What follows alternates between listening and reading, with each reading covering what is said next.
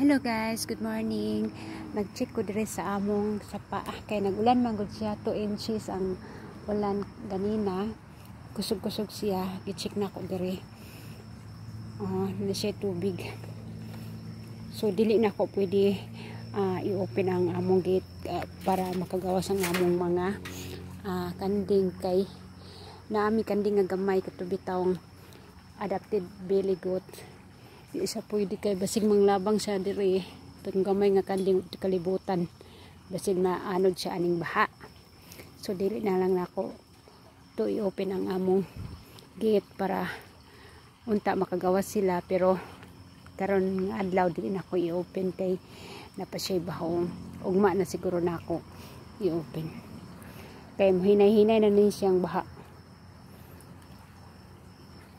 na ang amo pong mga itoy basin maanod sila aning baha. Dili po siguro makaanod ding baha pero basin ba matakabalo ang ako lang mga ang amo arang mga manok ang akong gipagawas karon diri dapit sa creek area. Sa bagay dito dapita naman to siya mga sagbot. Kuan po to siya dito kanang makakaon pa sila sa sagbot dito dapita. Kusog-kusog po ang ulan, habi na mo og hinay ra kusog man di ay mga manok di man na sila manglabang atong sapa. Nahablok mo po ng manok.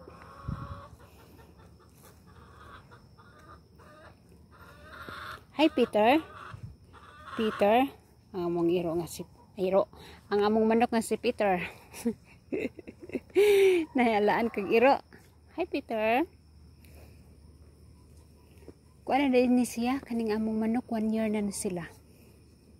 Nga 1 year na sila. Naghanap ko ipag na kuan na ni nakulik. Peter.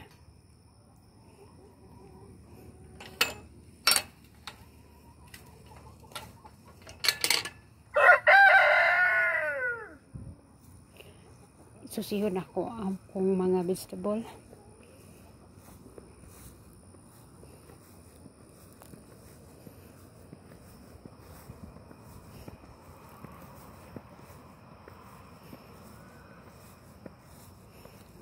Nagtanom ko diri og kuan kamote. Diri ang akong gabi.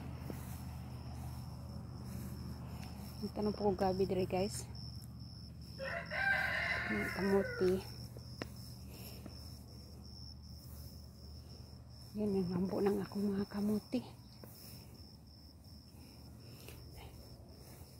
Ang kanidi nga kantalog no kay muda ko kay siya. Mura siya kadako sa butong nga kanabitang buko.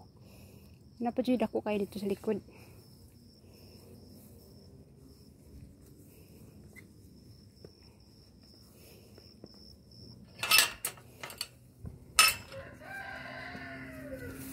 Nasi dako kayo, pinakadako na siya.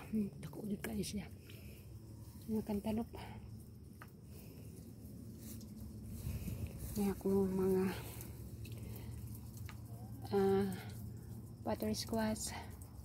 Ay, napuno na dyan ang among tangke. Water tank.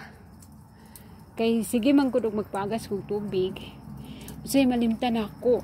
Hangtod na lang ang tubig sa rainwater. Naabot na lang diri sa katungaan ni mahalan man nimo. Tapos naagas na siya. So puno ni siya nga tangke. Puno siyang tubig. Pasalamat po ko ni ulan. Kaya ang mga tanom malipay. Diri dapita ang akong munggos na munga na. Munggos. Gusto na namunga na siya. Kaon-kaon po pa sa atong munggos na tinanom. Akong munggos na tinanom. Ang kanideng kamuti, dili siya mainitan direct to the sun. Niwangon siya. Kani niwang siya. kailangan tanggalon ako na siya nga, tanggalon din ako ni siya para mainitan gyud. Kay kanan di ana ako na siyang giharbisan na kay nalagot man ko kay gikuan ako og dahon. Unya ang kinanan jud ang kamuti. Pabulakon nimo una ko ani mong dahon para ang yang para mangunod siya. Dili nimo kuan og dahon nga kuan siya kanang wala pa siya bulak. Kay gamay ra siya unod, puro na lang gamot-gamot. Ang isa ka punon, isa ka unod na harvest na ako. So kinanan ang kamuti dili nimo kuan og bulaklak until nga kanang dili nimo ko anog dahon until nga mamulaklak siya. Niwang ni siya nga kamuti, basta dili siya mainitan niwang. Kung mong gitabilan kay init kaay karong panahon na nya akong research dito sa kuano internet, kamuti siya need siya og full sun 8 hours. So ako na pagtanggalon kining mga gitabil-tabil na ako. O sige guys, hanggang dito na lang yung video ko. Salamat.